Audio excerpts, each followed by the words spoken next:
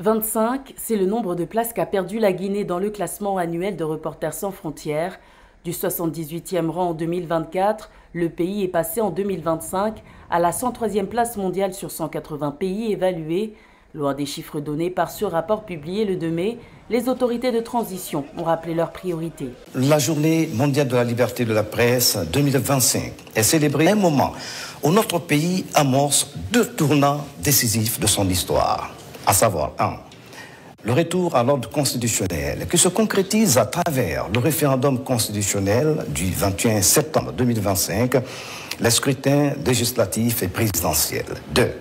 La phase d'exploitation des jugements de fer de Simandou, socle du programme Simandou 2040. Deux tournants qui nécessitent l'implication des hommes et femmes de médias pour une large information et sensibilisation de la population guinéenne.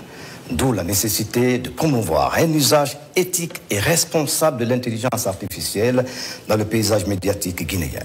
Si Reporters sans frontières dénonce un climat de tension engendré par les restrictions imposées aux journalistes sous la période de transition, avec la fermeture de plusieurs médias et l'enlèvement par des hommes armés fin 2024 du journaliste critique Habib Marwan Camara, toujours porté disparu, les autorités de transition assurent-elles œuvrer en faveur d'une meilleure réglementation des métiers de l'information. Son Excellence Mamadi Doumbouya, dès sa prise de responsabilité le 5 septembre 2021, s'est résolument engagé à améliorer les conditions de travail des hommes et femmes de médias.